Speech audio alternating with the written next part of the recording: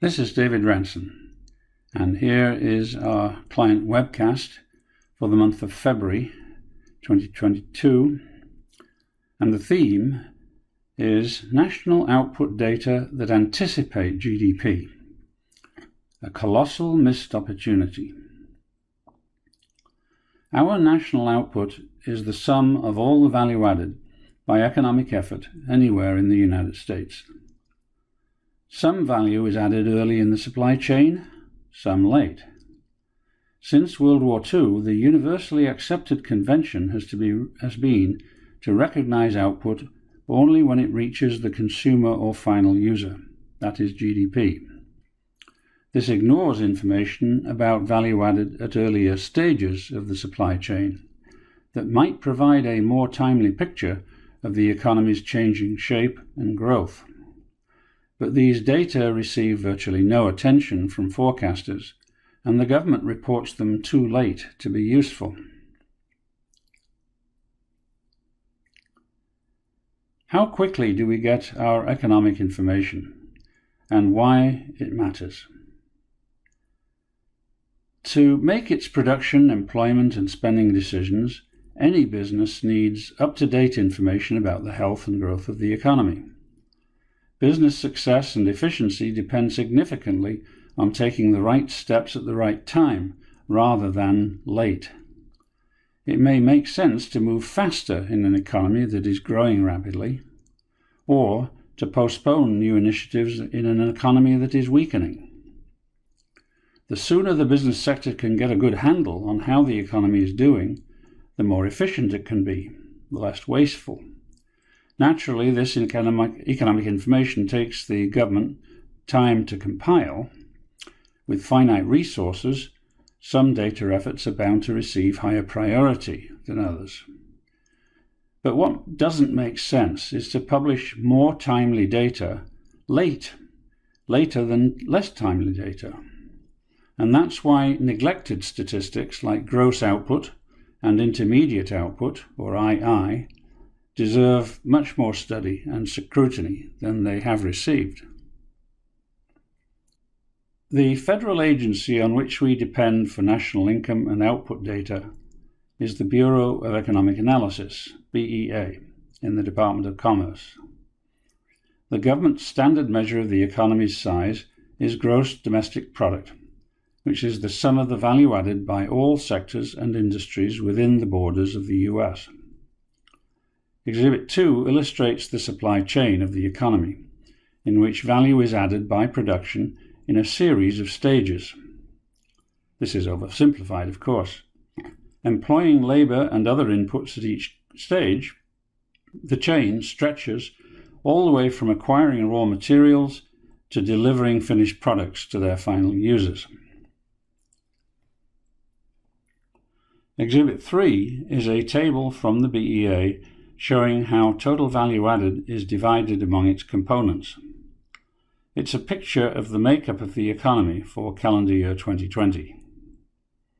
Final output is equal to total value added, but it is more familiarly known as gross domestic product, GDP.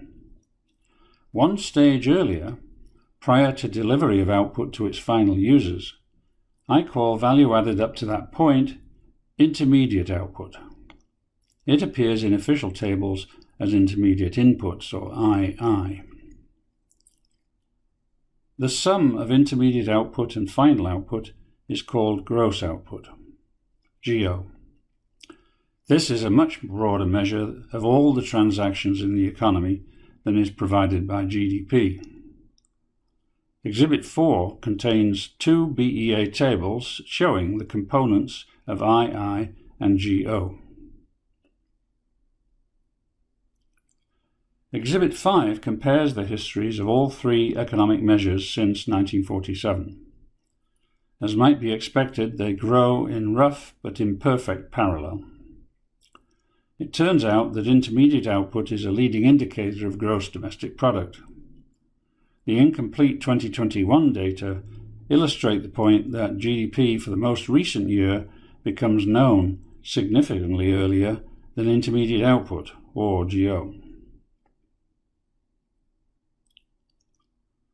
Although moving broadly in parallel, II and GDP do not grow at the same rate. Exhibit 6 shows that growth in intermediate output is more volatile. This might reflect greater nimbleness in the business sector than among consumers. Consumers are less willing to cut their spending back when conditions deteriorate.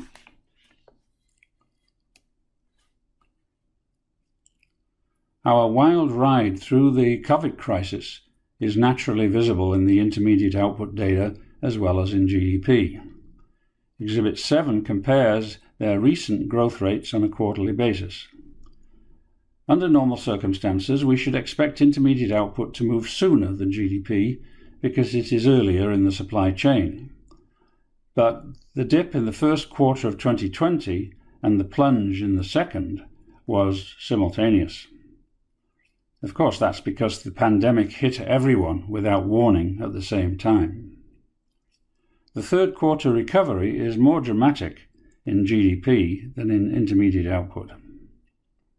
That's a sign that consumers were less cautious than businesses in emerging from shutdowns, or more willing to change their spending patterns. The historical data confirm that intermediate output does on average move sooner than final output. This isn't clear from the short quarterly history of II, which doesn't begin until 2005.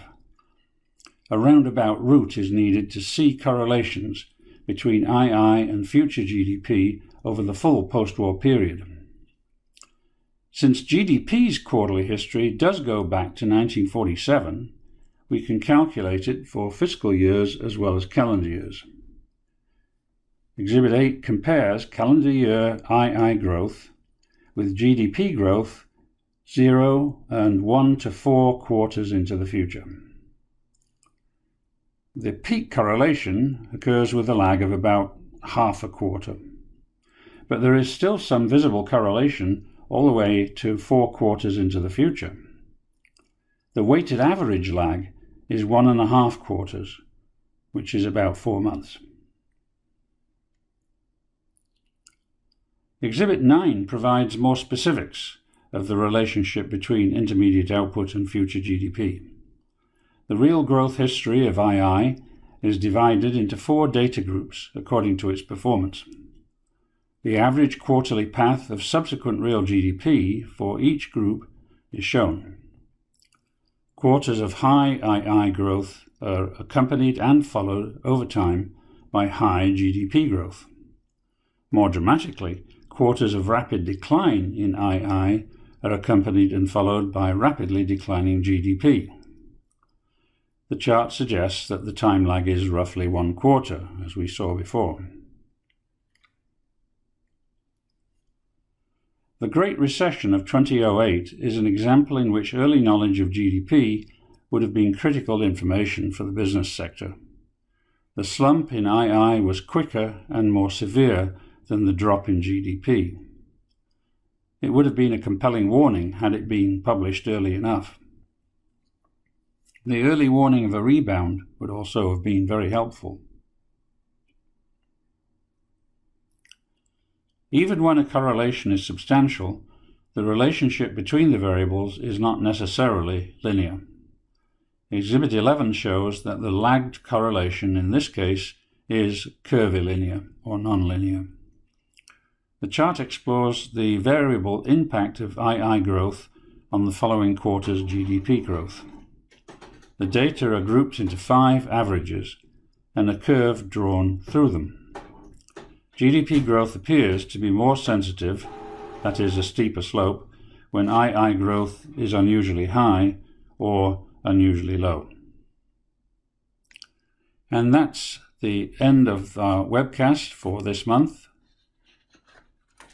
I look forward to the next webcast, which will be 2 months from now in April. Thank you.